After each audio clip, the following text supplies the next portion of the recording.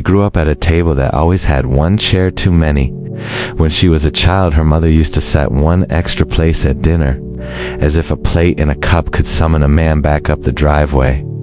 Over time, the plate disappeared, then the fork, then the cup, but the chair stayed. A stubborn piece of wood at the head of the table, holding the shape of someone who had walked away before the sun went down.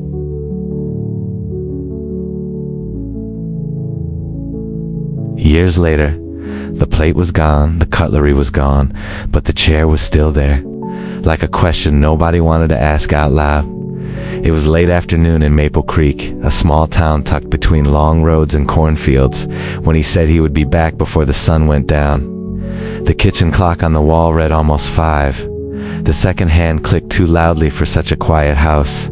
The smell of fresh coffee floated through the room, mixing with grilled cheese browning in the pan. In the living room, the TV mumbled some show no one was really watching. 7-year-old Emma sat at the wooden table, legs swinging, feet not touching the floor. Her heels tapped a small rhythm against the bench as she watched her father like he was a hero getting ready for a mission. "I'll be back before the sun's gone," David said again, adjusting the strap of his backpack on his shoulder. Mary, leaning against the sink, dried her hands on a dish towel printed with faded little stars.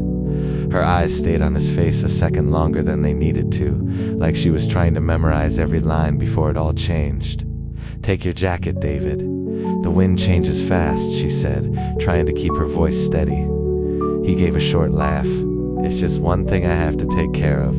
Quick, when the sky starts turning orange, I'll be right back here, sitting in this chair. I promise." Emma reached out her thin arm and grabbed his wrist. "Dad, do you really promise?" The word promise bounced around the kitchen, sticking to the tiles, the silverware, the clock. He hesitated for a fraction of a second, then smiled the way she still believed was unshakable. "I promise, Em. I'll be back before sunset. Save my seat, okay?" He nodded toward the chair at the end of the table, the head of the table. His place. Emma smiled wide, the kind of smile that still thinks promises are doors locked from the inside. "I'll keep your chair ready," she said. Mary turned back to the stove, pretending to focus on the pan. She knew there was more behind that quick thing than he had told their daughter. She knew about the mortgage payments piling up on the counter, the late notices, the phone calls he took out in the yard staring at the ground. She knew most of all about the small suitcase he had left open beside the bed since the night before. 2-year-old Josh pushed a plastic truck across the kitchen floor, making engine noises with his mouth. Every now and then, he bumped the truck into the leg of the chair at the end of the table, as if he were trying to wake someone up. David kissed Emma's forehead, ran his hand through Josh's messy blonde hair, and finally stopped in front of Mary. They looked at each other for a few long seconds that didn't match a casual goodbye. "We'll talk better later," he murmured. Mary answered softly, "God go with you." He wasn't much of a believer, but he nodded, accepting a blessing he wasn't sure he deserved. The front door closed quietly. It wasn't a slam. It wasn't a fight. It was a calm exit, too gentle to be recognized in that moment as the end of something. Emma jumped down from her chair and ran to the front window. Standing on tiptoe, she watched her father go down the 3 steps of the porch, cross the small front yard, and push open the white wooden gate. Backpack on his shoulders, steps quick, cap pulled low. He never looked back. She smiled anyway, absolutely certain that, before the sun slipped behind the maple trees on their street, he would walk back in, sit at the head of the table, and ask for more coffee. On the wall, the clock kept counting. The sky went orange, then pink, then purple. When night finally settled over Maple Creek, his chair was still empty, and it would remain that way for many years. Before Mary turned off the kitchen light, Emma went back to the table. She tore a sheet of paper from her school notebook, took the thick pencil in her small hand, and wrote in crooked letters, "Dad, are you coming?" She folded the note into quarters, carefully, like a secret, and tucked it under his plate, on top of the empty chair at the end of the table. "So he'll see it when he comes back," she whispered. She had no idea that the paper would yellow with time, that the ink would fade, but the question would never entirely disappear. The same ticking clock filled the kitchen years later. It was no longer the sound of a young house. It was the sound of time stored up in the walls, in the ceiling cracks, in the old photos held by magnets on the fridge. Now 32, Emma folded a cloth napkin with the mechanical gesture of someone who has done it too often. Her brown hair was twisted into a messy bun. No makeup, just the faint tiredness of a public school teacher. A simple shirt, worn jeans, and her Maple Creek Elementary ID badge tossed on the counter beside the mail. She set 2 plates on the table, one in front of her usual chair, another where Mary always sat. The 4th chair at the head of the table remained empty. Josh walked into the kitchen wearing a backwards cap, phone in one hand, delivery backpack slung over one shoulder. "You're never gonna put anyone in that chair, are you?" he asked, nodding toward the head of the table. Emma shrugged, not looking at him. "For what? I don't know. A guest? Somebody from church? Or..." He hesitated. "Anybody who isn't a ghost. We've got extra chairs, but we don't have extra people, Josh." Mary came in slowly, her knee popping as she sat down. "Good morning to you too, my kids." "Morning, Mom," Emma said, leaning down to kiss the top of her head. Josh kissed Mary's cheek with noisy affection. "Morning, best cook on Maple Street," Mary chuckled. "You only say that because you're thinking about pancakes on Saturday." "I'm not denying it," he joked. Emma set the coffee pot in the middle of the table. For a second, her eyes were pulled toward the empty chair at the end. No plate, no mug, just a pale circle on the wood where a hand used to rest years ago. Mary saw the glance and sighed. "That chair has given this house enough to talk about," she murmured. "Josh started it," Emma said. "I just asked," Josh replied. "It feels like that chair runs the place. We're all orbiting around it." Emma forced a smile. "If it starts paying the electric bill, it can stay in charge." They laughed, but the laughter hit the kitchen floor like a dropped glass, noisy and nothing really fixed. When the coffee was almost gone, Mary cleared her throat. "Oh, Emma, a letter came for you yesterday. I left it on top of the microwave so I wouldn't forget." Emma frowned. "A letter? For me? Who even sends letters anymore?" "County office does," Mary said. "Came from Maple County Clerk." Emma's hands went a little cold. She stood, took the beige envelope stamped with the county seal, and sat down again. Her name was printed neatly. Emma Collins. Probably school stuff, contract, taxes. Josh guessed, pouring himself another cup. Emma ripped the envelope open and pulled out several stapled pages. As her eyes moved over the lines, her expression shifted. Curiosity, confusion, then something very close to anger. "What is it, honey?" Mary asked, setting her mug down carefully. Emma took a breath and read out loud, stumbling over the legal terms. "Notice of property regularization. Real estate located at 214 Maple Street, Maple Creek, currently recorded under the name of David Collins." She stopped. The name hung in the air, heavy. Josh straightened in his chair. "Recorded under who?" Emma looked again, as if the text might have changed. "David Collins," she repeated.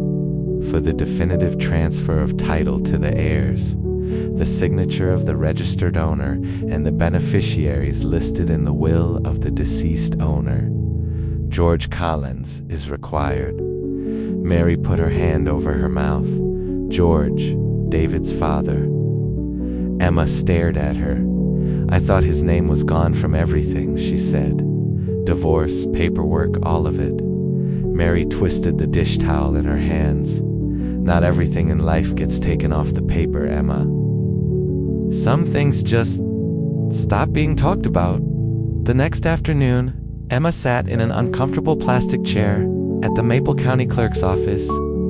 Too much fluorescent light, too many folders stacked high, too many people waiting. She hugged a blue folder against her chest like a shield. "So you're telling me that after decades I still need his signature?" she asked, trying to keep her voice steady. Behind the counter, The clerk, a woman with rectangular glasses, typed without looking up. That's what it shows here, Miss Collins. Your grandfather, George Collins, left the house to the family in his will, but the official record is still under your father, David Collins. To transfer title fully into your and your mother's names, we need his signature, or you file for a more complex probate procedure. Emma's stomach tightened. And if he doesn't show up, you can file the procedure, the woman explained. But it takes time, requires an attorney, and there are costs. And there is a deadline. She flipped another page. Because of old unpaid taxes on the property, if this isn't resolved within 6 months, the house can go into a tax sale. Emma blinked. A tax sale? Basically, yes. The property can be auctioned to pay off those debts. The word echoed in Emma's head. Auction. So we could lose the house, she said slowly. You could, the clerk answered simply. Emma thought of the porch, the swing in the yard, the faint sun drawing on the living room wall, the pencil marks showing how tall Josh had grown. And she thought of the empty chair. So either I find the man who left, she murmured, or I can lose the house he left us in. Back at 214 Maple Street, the house felt smaller that night. The walls tighter, the ceiling lower. Or maybe Emma was just too big for the echo of that old story. She went to her room and sat on the floor with her back against the bed. On the dresser sat a small wooden box with a scratched lid. She hadn't opened it in years. She ran her finger along the lid, swept away the dust, and opened it carefully, like lifting a sheet off something that might still hurt. Inside were the little treasures of an interrupted childhood. A denim shirt button she swore was from David's favorite jacket. A faded picture of the four of them in front of the house. Emma, baby Josh in Mary's arms. David grinning at the edge. The folded note, and an old key. The key was metal, rust staining the edges, attached to a plastic keychain where the American flag had almost disappeared. You still keep all that, huh? Mary's voice came from the doorway. Emma turned, surprised. I thought you were asleep. A mother knows when her daughter's not at peace, Mary said, stepping into the room. What did you dig up there? Emma held up the key. It's the old front door key. We changed the lock years ago. I don't even know why I still have it. Mary sat down beside her on the floor, knees complaining a little. Yes, you do. Emma frowned. Don't start. I'm not starting anything. You're the one who never finished, Mary replied. Not harsh, just honest. Silence settled between them for a few seconds. Emma picked up the folded note and opened it. The paper was yellowed at the edges, but still whole. The crooked child's handwriting said, Dad, are you coming? On the back, in one corner, there was a tiny scribble in different handwriting. Almost erased words. Luke 15:20. Emma held it closer to the lamp. What's this? I wrote it that day, Mary answered. While he was still a long way off, his father saw him and was filled with compassion. Emma rolled her eyes. The prodigal son, I know. You know it in your head, Mary said, but you don't let it reach your heart. Emma crumpled the paper just a little. Here the problem isn't a son wanting to come home, Mom. It's a father who left and never came back. Mary took a slow breath. Emma, the day he left that you don't know. The sentence hung in the air like a half-open door. Emma closed her hand tight around the key. I don't know if I want to know. Even so, I think you need to, Mary said. She leaned her back against the bed and stared at the ceiling, pulling the memory up. That day, he was already thinking about leaving for good. We argued. He felt like a failure. He'd tried everything, working at the gas station, the grocery store, taking odd roofing jobs. The bills never caught up. The mortgage was late. The collectors called. He kept saying you'd be better off without him, and you believed that? Emma asked. That's the perfect excuse to run away. Maybe it is, Mary admitted, but it wasn't easy for him. When you ran to the window, I stood behind the door. I heard him take a deep breath. I heard him whisper, "God, if you're there, take care of him, because I can't." And then he walked out. Emma bit her lower lip, annoyed at the burn in her eyes. Great. He dumped everything in God's hands and vanished. He was desperate, Mary said. That doesn't erase the abandonment, or the nights you cried, or the emptiness Josh grew up with. But I don't want you to turn his story into something simple, all black and white. He didn't leave because he didn't love you. He left because he didn't know how to stay, and he chose the worst way possible. From the living room came the fake laughter of a sitcom audience, mixed with Josh's real laughter as he pretended not to know anything. "Have you told him?" Emma asked. "Josh, not yet, but he'll need to know," Mary answered. "This house is as much his as it is yours." Emma closed the box, put the key and the note back in. A few seconds later, she opened it again and took the key out, as if changing her mind halfway. "I don't know what I'm going to do with this," she admitted, "but I know if I throw it away now, I'll regret it." Mary nodded. "Sometimes we keep things we don't understand yet, and God uses them at the right time." Emma let out a breath. God and his timing. Later that night, the three of them sat around the table again, this time for dinner. Mac and cheese, a simple salad, water in a glass pitcher. The atmosphere was heavier than the meal. Josh pushed his food around. "The only auction I like is used sneakers online," he grumbled. "Not our family house." "It's not just a house," Mary said. "It's where you grew up. The yard, the swing, the pencil marks on the wall." "I know, Mom," Josh replied, "but remembering doesn't pay back taxes." Emma took a breath. "Objectively, we've got two options," she said. "We can start a long, expansive legal process with no guarantee, or we find the man," Josh finished, looking at the head of the table. Emma tightened her grip on the fork. "Don't call him the man like he's just anybody. He's the father who left." "Exactly," Josh said. "And he's also the name on the title.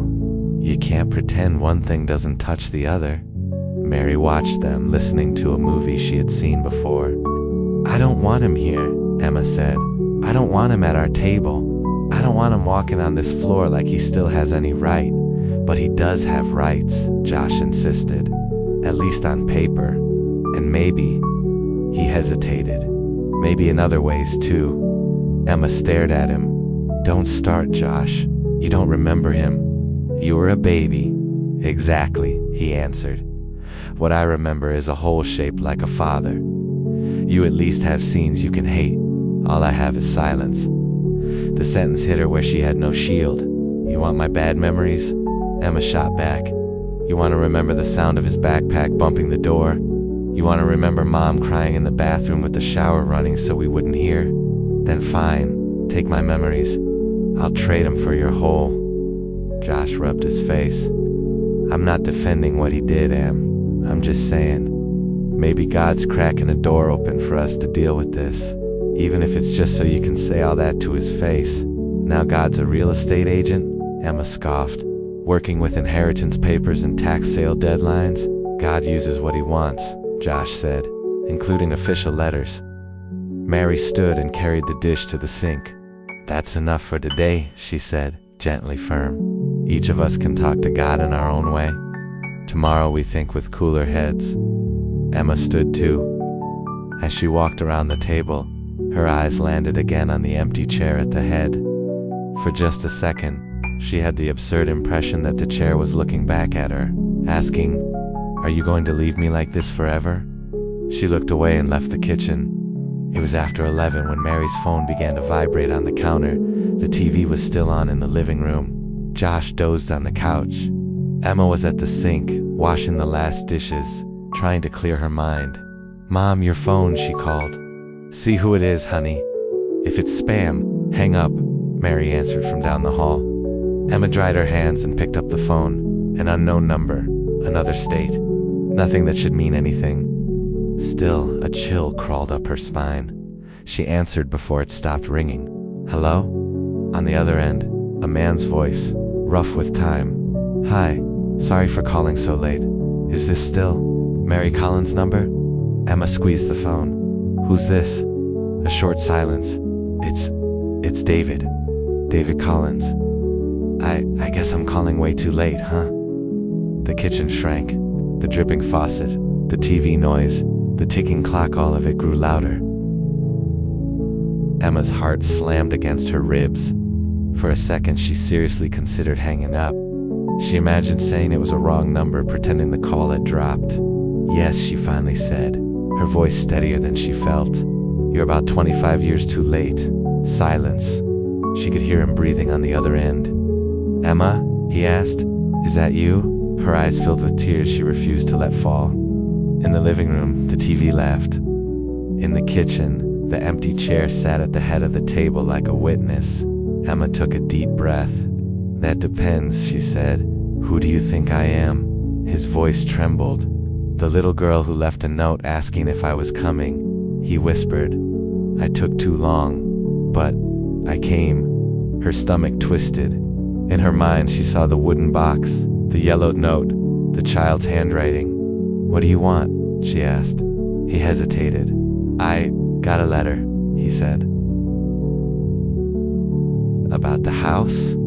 About the title? About you? Of course, she said. 25 years, and you call because the county sent you a letter. It's not just about that, he rushed to say. I've been thinking about calling for years. I never had the courage. The letter just pushed me. Congratulations, she snapped. The county did what a father's love couldn't. He let the blow land. I deserve that, he said. I deserve worse. I know I gave up any right to ask you for anything, but I wanted at least to look you in the eyes and Josh and say that I'm sorry and sign whatever needs to be signed. If you let me, you say his name like you watched him grow up. Emma replied. I didn't, he said quietly, and that's what hurts most. I'm not calling to argue about guilt on the phone, Emma. I just wanted to know if you'd allow me to come to Maple Creek to sign the papers. And his voice broke, to try to ask for forgiveness. I don't know if you deserve to show up here like there's anything left to fix, she said. I don't know if I want to see your face. And I honestly don't know if you won't make things worse. I can stay at a motel, he said quickly. I don't need to come inside the house. I don't need to sit anywhere. We can meet anywhere, a diner, a parking lot. I just want to be in the same town as you at least once after everything. Emma heard something different in his voice. Not the man who had walked out promising to beat the sunset. There was weight in those words, a kind of tiredness she didn't know where to put. Do you still have the same number?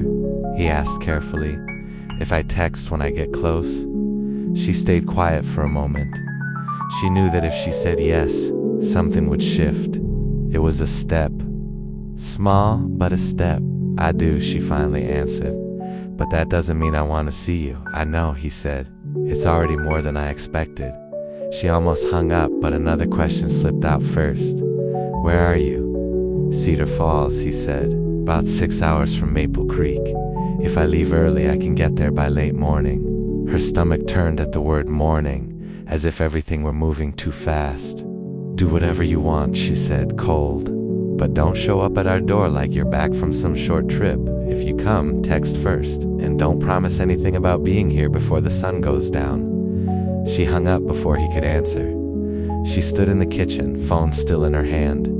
The doorbell hadn't rung yet, but somehow it felt like the past had already stepped onto the porch. The next morning, the sun came up shy over Maple Creek. Mary made coffee. Josh scrolled through his phone, still in pajama pants. Emma leaned against the counter, eyes shadowed from a bad night's sleep. Guess who called last night, she said without ceremony. Mary looked up.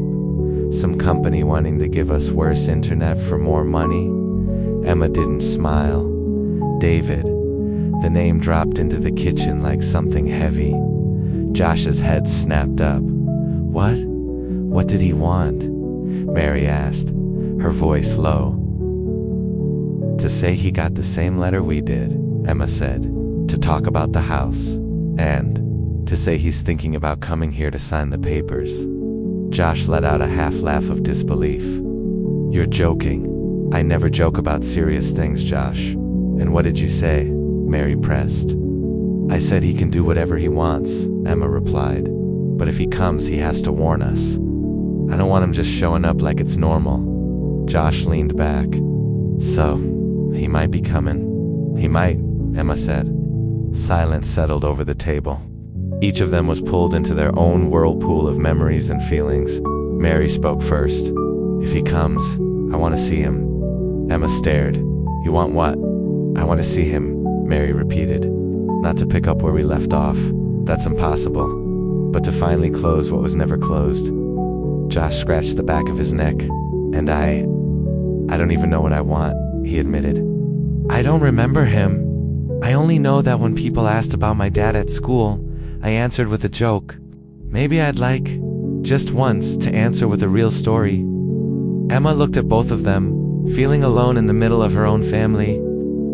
You're talking like he's some sad little grandpa from a Christmas movie, she said. He's the guy who turned his back and disappeared, who left us with a late mortgage and overdue electric bills, who made Mom learn how to fix everything alone. Don't romanticize.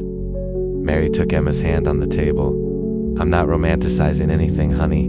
I'm just tired of living under this shadow. Shadows are heavy. Emma pulled her hand back gently. Sometimes it's easier to live with the shadow than with someone who might be worse in person. Josh watched her. Are you afraid of being disappointed again? He asked. I'm afraid of feeling anything, she replied quickly. If I didn't feel anything, it would be easier. Her phone buzzed on the table. A text from an unknown number. Hi, it's David. I'm about 2 hours from Maple Creek. Just wanted you to know I'm driving slow. I'm not even sure I'll have the courage to go all the way. Emma's heart picked up in a way she hated. She turned the phone so Mary and Josh could see. He's coming, she said. And he still has the nerve to talk about courage. Josh nodded, serious. Then we need to decide one thing right now, he said. If he makes it here, do you want him at the house, or do we meet somewhere else? Mary looked around. The kitchen, the table, the empty chair. Not here, she said firmly. Not yet. Emma nodded. I agree. Josh thought for a second. The diner on Main Street, he suggested. Lots of people, lots of witnesses, terrible coffee, but at least no one can throw a plate without an audience. Despite herself, Emma smiled a little. Diner it is. She wrote back, if you make it all the way, don't come to Maple Street. We'll meet you at Maple Diner on Main at 11. If I'm not there within 15 minutes, it means I changed my mind. The answer came a few minutes later. Thank you for at least considering it. I'll be there. If you don't come, I understand. Emma put the phone down on the table. There. Now it's too late to pretend nothing's happening. The clock inside Maple Diner seemed to move slower than usual. Emma arrived 10 minutes early. The air smelled like burned coffee and bacon. A few regulars sat in their usual spots. An older man reading a paper. A couple of teenagers laughing too loudly. A waitress scribbling orders with practiced speed. She chose a table by the window, where she could see the parking lot. Her hands trembled slightly. Every time a car pulled in, her stomach flipped. Josh showed up a moment later, wearing his favorite denim jacket and a different cap than the one from the morning. I wasn't going to let you come alone, he said, sliding into the seat across from her. You didn't have to, Emma replied. Need to? No. Want to? Yeah. She didn't answer that. Mom? She asked instead. Stayed home, Josh said. She said today is your thing. She'll have her own time when it's right. Emma nodded. Probably for the best. The bell above the diner door rang again. A man stepped inside slowly, as if asking the air for permission. Emma knew it was him immediately. Not because she recognized his face, but because something inside her decided to. David was shorter than her childhood memory. His hair had gone gray and thin. A rough stubble, speckled with white, covered his jaw. Deep lines framed his eyes and mouth. His jacket was simple and worn at the sleeves. His boots looked like they had walked more miles than anyone should.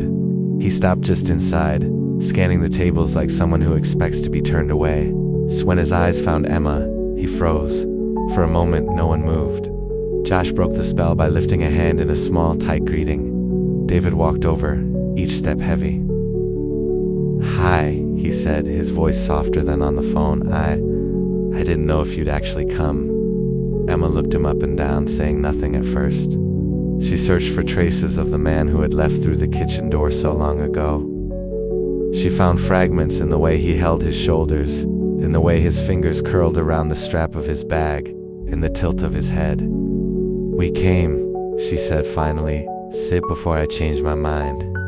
He gave a crooked, sad half-smile and sat down in the chair facing her, with Josh to his side. For a moment, no one knew what to do with their hands. The waitress showed up like a practical angel. "Coffee for you folks?" she asked. "For me, yeah," Emma said. "Same," Josh added. David hesitated, glancing at Emma, then at the waitress. I'll take some too," he said. "And water, if that's okay. Ain't nobody charging extra for water," the waitress replied, jotting it down. "I'll be right back." When she left, silence crept back onto the table. "I don't know where to start," David confessed. "There aren't any classes on how to be a father who comes back after leaving. Maybe start with why you left," Emma suggested. "Because the official version around here is, I don't know." He nodded slowly. "I left because I was afraid," he said. "Afraid of a foreclosure notice, afraid of watching you suffer because of me. Afraid of looking my dad in the eyes and seeing the same disappointment he used to throw at me when I was a teenager. Afraid of repeating his story, afraid of staying and ruining everything. So I made the worst choice I could have made. I disappeared." Emma let out a humorless laugh. "Congrats. You still repeated the story." He closed his eyes for a moment. "I know," he said. "I became exactly what I swore I'd never be." Josh sipped his coffee, making a face at the taste. "And what have you been doing all this time?" he asked, "other than not being here?" David looked down at his hands. "I've worked everywhere you can think of. Construction, trucking, roofing, moving jobs. For a few years I drank too much. Then I stopped. I slept on friends' couches and trailers and cheap rooms. There were years when I ran from anything that reminded me of you. And there were nights when I drove almost all the way to Maple Creek and turned around right before the exit." Emma crossed her arms. "You've had a lot of almosts," she said. "I have," he agreed. "I almost called, almost came back, almost asked for forgiveness, but almost doesn't hug anybody." For a second, his eyes met hers. There was water there. Not showy tears, but something heavy. "When I got that letter from the county," he went on, "with my name, your grandfather's name, your names, it felt like God had signed it too. Like he was saying, enough with the almost. You still talk about God?" Emma asked. "I don't know how to talk about him very well," David admitted. "I know more about my mistakes than my faith. But I know this. That letter felt like the end of my excuses." Josh leaned forward a little. "Are you sick?" he blurted out. "Sorry, it's just, usually when somebody disappears and comes back talking about now or never, there's a doctor somewhere." David let out a short, humorless laugh. "A little," he said.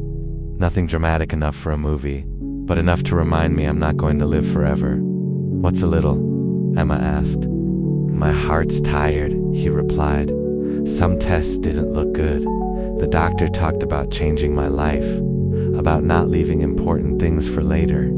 I could say that's why I'm here, but it'd be a lie. I should have come long before that.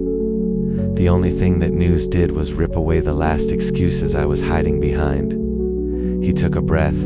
"I came because I couldn't stand the idea that the last word between us would be silence. So, you came because of the house, the doctor, the county, and finally us," Emma summarized. I came because you're the only thing I was really supposed to take care of, and I didn't, he answered. Everything else is scenery. Josh nodded slowly. You know, a sorry doesn't erase any of this, right? I do, David said. But sometimes a real apology puts a period at the end of a paragraph nobody can stand reading anymore. The words hung there. Emma hated that she thought it sounded almost beautiful. We're not here just to hear you talk, she said, changing the subject. The house is in trouble. There are old taxes, deadlines, documents. Are you gonna sign everything you need to sign? I'll sign whatever it takes to keep that house in your hands, he said. I don't want anything from it. No money, no room, no name on a plaque. If you want, later we can take my name off the title completely. I just want you to have what should have been yours all along. Emma searched his face, looking for performance. And why should I believe you? She asked. He pulled a pen from his pocket and set it on the table. Because this time I brought a pen, he said. Last time, all I brought were excuses. Josh couldn't help a quick smile that died as soon as it appeared. You've been saving that line in some truck stop bathroom mirror, huh? He muttered. I've been rehearsing a lot of things, David replied. None of them good enough. Emma reached into her bag and pulled out a folder. We brought copies of the papers, she said. If you're serious, we can go to the clerk's office today. They'll notarize your signature there. I'm serious, he said. Then finish your coffee, she told him. And get ready. Bureaucracy has no mercy. For the first time, the three of them actually laughed together, even if it was nervous laughter. The Maple County Clerk's office felt the same as before, cold, bright, indifferent. The difference was in the people walking through its doors. David walked a step behind Emma and Josh, as if not wanting to be seen too close. When a worker looked up and saw them, Emma stepped forward. It's about the title for 214 Maple Street, she said. I called yesterday. They were taken to a small room, papers on a desk, plastic chairs, a tired computer. So you're David Collins, the clerk said, looking over his glasses. That's me, David replied. We've been seeing that name in these files for years, the clerk commented. Good to finally match it with a face. David gave an awkward half smile. Yeah, I'm not a big fan of the name either, but it's the only one I've got. The clerk explained the process, showed him where to sign. Emma watched every move, every line, like each stroke of the pen carried weight. When David picked up the pen, his hand shook. He signed the first form, then the second, then the third. One of them had a line labeled Waiver of Rights to the Property. He stared at it for a few extra seconds. Are you sure? The clerk asked, out of routine. I'm sure, David said. I gave up that house a long time ago, the wrong way. It's about time I do it the right way. Something tight in Emma's chest loosened a fraction of an inch. Outside, Josh exhaled loudly. So that's that, he said. At least the paper part. That's one part, Emma agreed. The other part is, whatever you call the rest. Mary would later call it the heart part. That afternoon, Mary waited on the front porch. Her coffee had gone cold in the mug. Her eyes stayed fixed on the street. When Josh's car turned the corner with two silhouettes in the front and one in the back, her heartbeat stumbled. They parked. Josh got out first. Emma stepped out on her side. David was last, as if the outside air were harder to breathe. No one moved. Mary set her mug on the railing, walked down the 3 steps from the porch, and stopped at the white gate. David stayed on the sidewalk, hands in his pockets, not daring to touch the latch. Hi, Mary, he said simply. She studied him in silence, counted the wrinkles, the gray hair, the mouth she knew so well on a face that seemed older than its years. You got old, she said at last. So did you, he replied. She gave him a small smile that didn't quite reach her eyes. Of course. Pain doesn't preserve anybody. He lowered his gaze. I'm sorry, he said. I don't know what I feel yet, Mary answered. But I know this. Today, at least, you didn't run. They stood there, each on one side of the gate, like it was some kind of altar. We took care of the house stuff, Emma said. Staying on the porch. He signed everything. Mary nodded, still watching David. Thank you, she said. It doesn't change the past, but it helps pay off some debts that aren't about money. Emma sensed the moment belonged to the two of them. She and Josh stepped back a little, giving them space. I'm not going in, David said. Not unless you want me to. I already barged into this house once with my choices. I'm not doing it again with my feet. Mary glanced back through the front window. She could see the kitchen table and the empty chair at the head. There's a chair in there that stayed empty for years because of you, she said. If you ever step inside again, it won't be to sit there like nothing ever happened. I don't expect that, he said. If I ever go in, it'll be like someone stepping into a house he doesn't deserve to know anymore. The wind lifted a few strands of Mary's white hair. You still talk to God? She asked. He gave a humorless laugh. More than I used to, he said. Maybe because I've run out of arguments. I talked to him about you for a long time, Mary said. Sometimes asking him to protect you, sometimes asking him to bother you, sometimes both at once. He swallowed hard. I felt it, he said. Didn't know what to call it, but I felt it. They stood there a little longer. For today, that's enough, Mary decided. You've stirred up plenty. I'm at the motel out on the highway, David said. I'll stay a few days. I don't want to leave as fast as I came. I want you to know I'm around. If nobody wants to see me again, that's fair. But I'll be here. He took a few steps back. Thank you for not telling me to go away before I got to the gate, he added. Mary breathed in slowly. I haven't decided if I'm going to say that yet, she replied. But for today, you can go in peace. He nodded, turned, and walked down the street. Emma watched him go. There was nothing heroic in his back, just a tired man walking away, this time with permission. Inside, the table looked the same as always. The chair at the head, slightly out of line now. On impulse, Emma walked over and pulled the chair a few more inches away from its perfect spot, breaking its grip on the room. Mary noticed. Is that a good sign? She asked. I don't know, Emma said. Maybe it's just not letting it boss us around so much. Josh smirked. Every revolution starts with an inch. They laughed, and the laughter finally sounded a little lighter.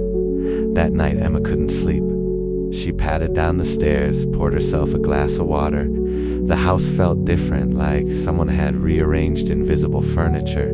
She opened the wooden box again, took out the old key and the yellowed note. Dad, are you coming? Beneath it, almost gone, Luke 15:20. She leaned on the sink, looking out the window into the dark street. Somewhere out by the highway, he was probably staring at a motel ceiling, just as sleepless. Her prayer was not polished or pretty. God, if there's anything in this story you still want to save, don't let us wreck it more than we already have, she whispered.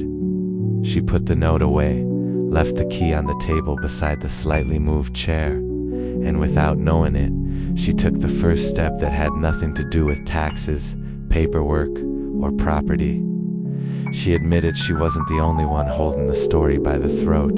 The next morning, Maple Creek looked the same as always. Pickup trucks rolled past the diner. The church bell rang at 8.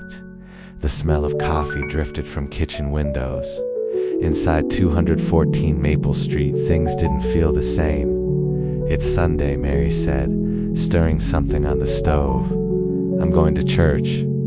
Not because that fixes everything, but because I need a place where I can cry and people just assume it's part of the service. I've got tests to grade, Emma answered. Reports to write. And a father in town, Josh added. Thank you for that, Emma muttered. Mary wiped her hands and turned to her.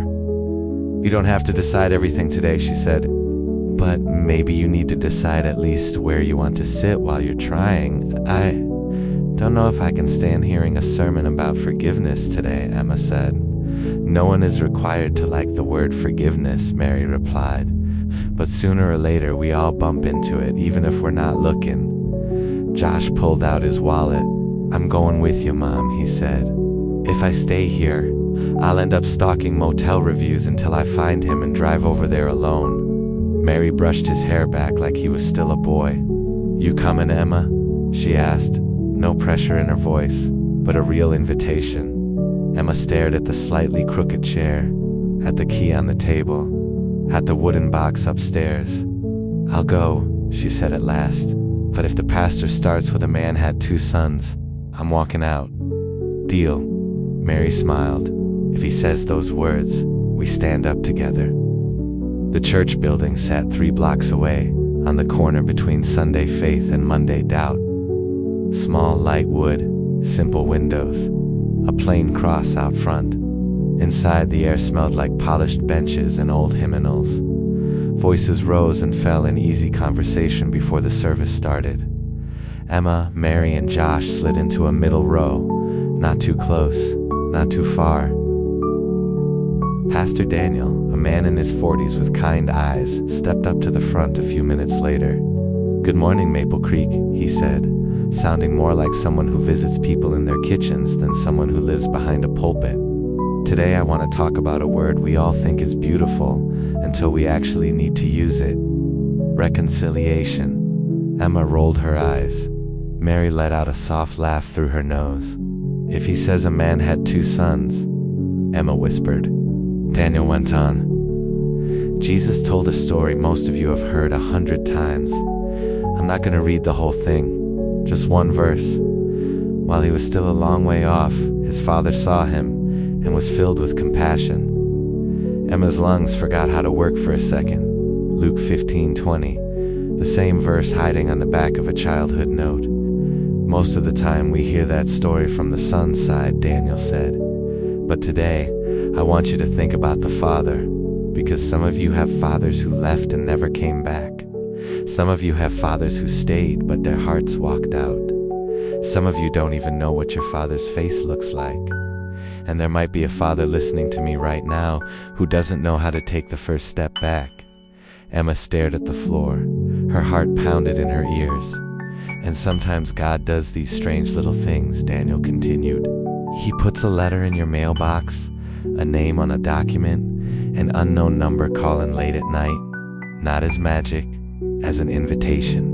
And then somebody has to decide if they're going to keep living in silence, or at least say the first hello." Josh shifted on the bench.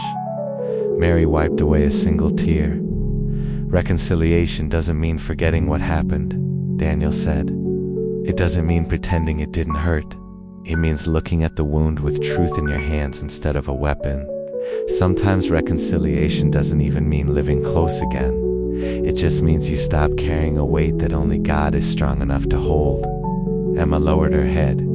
"Stop carrying a weight only God can hold." It sounded tempting and terrifying. After the service, some people went to shake the pastor's hand.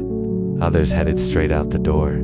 Emma, Mary, and Josh walked slowly toward the street. Josh spotted him first. "He's over there," he murmured. Leaning against an old car across the street, David stood watching from a distance. He had arrived early and stayed on the sidewalk, too unsure to come inside. He didn't look dressed for church. He looked like himself, jeans, worn jacket, hands shoved into his pockets. When he saw them, he straightened up, not sure whether to wave. Josh stepped forward. "You came all the way here and didn't go in?" he asked. David shrugged. "I couldn't," he admitted. "I spent my life walking through the wrong doors. This one, I stayed outside." "God sees the sidewalk too," Mary said, joining them. "He doesn't need you on a particular bench." Emma came last, arms crossed. "You following us around town now?" she asked. "No," he said quickly. "I just figured if there was any place you'd all be together today, it would be here." "You guessed right for once," Josh said. David glanced at the church doors. "I heard a little of what the pastor said," he confessed. "From over there. When he read that verse, I wanted to run, but my legs wouldn't move." "Luke 15:20? Emma asked, already knowing the answer. He nodded. "Yeah," he said. "Seems like God's decided to play this one on repeat until someone here gets the message." They stood in silence for a moment. "Have you eaten?" Josh asked suddenly. Had coffee at the motel, David answered. Out of a machine. Terrible. Well, our coffee isn't much better, but at least it's from our kitchen, Josh said. Mom? Mary took a careful breath. I'm not ready to have you sitting at our table as if nothing happened, she said to David. But I'm also not sure leaving you out here forever makes sense either. She turned to Emma. What do you think? All three of them watched her. I think, she began slowly, it's not time for him to sit at the head of the table. But maybe it's time for him to at least come through the door. David lowered his head, eyes wet. If I can sit in any other chair, it's already more than I deserve, he said. Mary nodded. Then let's go home, she decided. It's our house now, thank God, on paper and in truth. This isn't a party, it's just a strange beginning. They walked together toward 214 Maple Street. For the first time in 25 years, David stepped through the white gate and walked up the front path. He stopped at the threshold of the kitchen. It was like stepping into a photograph that had kept living without him. The table looked smaller, the room narrower. The photos on the fridge were different, but the same old clock still ticked on the wall. His eyes went straight to the head of the table. The chair was slightly off-center, not in its old perfect place. Emma noticed his look.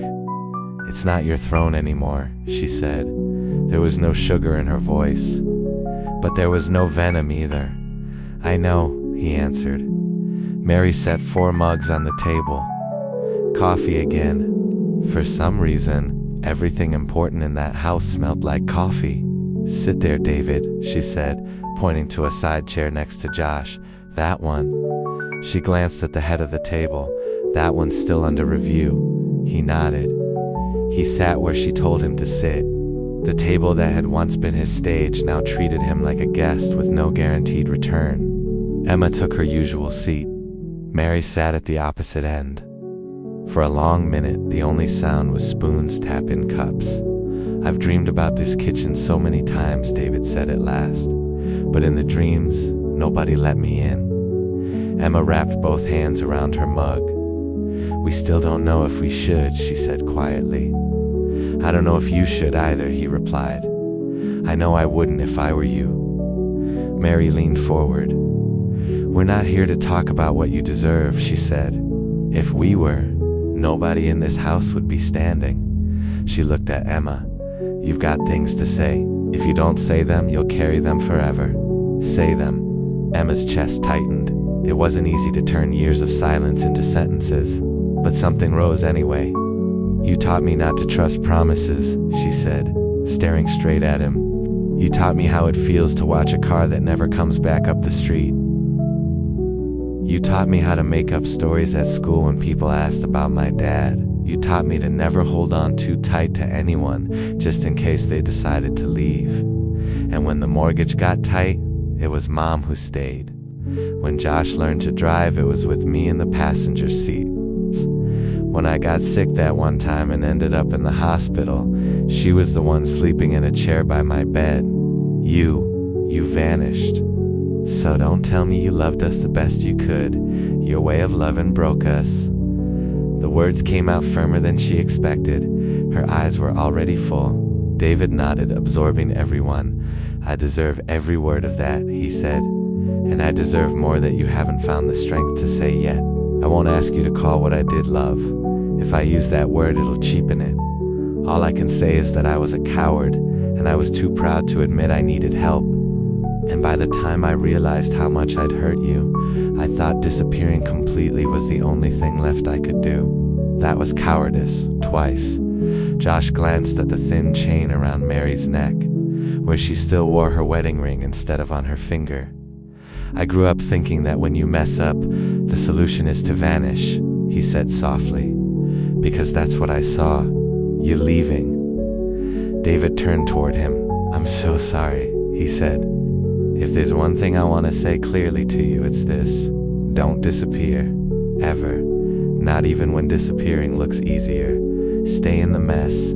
Stay in the hard conversation. Stay in the room with the people who are angry and still love you. Don't do what I did. Mary brushed away another tear. You talk like someone who learned that way too late, she said. I did, he answered. So late I barely have time to try and do anything different. And even so, I'm here trying. Emma swallowed. I don't know if I can. She stopped. The word forgive felt like too big a stone to lift. I don't know if I can stop being angry, or forget, or call this whole thing God's plan like some people do. But I know it's too heavy to hold this all alone. She looked down at the table. Last night I talked to God, she admitted. Not pretty, not like something you'd post on Facebook. I just said if there's anything to save in this story, don't let us ruin it more. It was the first time in a long time. I admitted I might not be the only right one in this house. Mary smiled faintly. That's more prayer than some people manage in a lifetime, she said. David watched Emma carefully. I'm not going to ask you to say you forgive me today, he said. That would just be me being selfish again. I'm only going to ask you to at least consider letting God touch that wound, not for me, for you. So that 20 years from now you're not sitting at some other table, talking like I am now. The words hit a place Emma didn't want to admit existed. She didn't want to turn into him. I don't know if I forgive you, she said, but I'm deciding today to stop carrying you as my only story. I'm more than the day you walked out. If God wants to write something with this, he can. I'm not holding it by the throat anymore. Josh raised an eyebrow. That sounds a lot like forgiveness in progress, he said. Emma actually laughed for the first time that day. Don't get used to it, she warned. David drew in a long breath and let it out slowly, like someone coming up for air. Thank you, he said. It might not seem like much to you, but to me, it's more than I dared to ask for. Mary stood and picked up the old key from the table, the one Emma had left there last night. This key doesn't open the front door anymore, she said. We changed the lock, but I think it still opens something else. She laid the key in the middle of the table between them. In a strange way, she went on, it's always been a symbol of whoever had the power to come and go whenever they wanted. Today I want it to mean something different. She took Emma's hand and placed the key in her palm. Then she reached for David's hand and brought it closer. Their hands hovered over the key, almost touching. You're both adults, Mary said. I'm not going to push anyone's fingers together. But if there's a moment when you want to hold this key at the same time, even for 1 second, let that be a sign that nobody here is locking doors God wants to open. The silence in the kitchen wasn't the old, heavy silence anymore. It was new, like a held breath, waiting. Emma looked at the key, at David's hand. Lines and scars, age spots, the same veins she remembered from when his hand used to look so much bigger than hers. Part of her wanted to bolt from the room. Another part wanted to freeze forever. She closed her eyes for a second. She saw the little girl who had written, "Dad, are you coming?" and set the note under an empty plate. She saw the teenager who swore she'd never depend on anyone. She saw herself last night, whispering to a God she wasn't sure she fully trusted. When she opened her eyes again, she made a decision. Small on the outside, massive on the inside. She moved her hand a few inches. Her fingers brushed his. Together, they held the key. Not for long. Just enough for the clock to tick a few more times. There was no music, no special light, just the soft sound of the house breathing around them. Mary closed her eyes and said a quiet thank you without words. Josh watched with a knot in his throat. This doesn't fix everything, Emma said, releasing the key. I know, David replied. But for someone who's spent his life running, standing still and holding on to something with somebody else feels like a miracle. They laughed through tears. Later, as the sun slid down behind the maple trees on their street, the kitchen glowed in warm light. The chair at the head of the table was still shifted slightly out of line. Emma stared at it. You don't run this place anymore, she whispered to the wood. David, drying a plate by the sink, heard her and smiled. Can I? He asked, nodding toward the chair. Can you what? She asked. "Can I at least put it back in place?" he said. "Not so I can sit there. I don't want that seat anymore. Just to straighten up the mess I left." Emma thought for a moment. "You can," she said, "but you're not doing it alone. We do it together." She walked over to the chair. David joined her. Each of them took hold of it from one side. They slid the chair back into line with the others. It wasn't a throne anymore. It was just a chair. Mary watched from the doorway. Josh quietly snapped a picture on his phone. 2 pairs of hands on the same chair. Light pouring in. Years later, that photo would become one of the family's favorite memories. That night, after David went back to the motel and the house quieted down, Emma sat at the table with a notebook and a pen. She opened to a blank page and began to write. Not a letter to him. Not yet. A letter to herself. "I am not just the girl with the empty chair," she wrote. "I am a teacher, a daughter, a sister. I am more than an old wound. Today, for the first time, I saw my father as a broken man, not just a villain. That doesn't erase anything.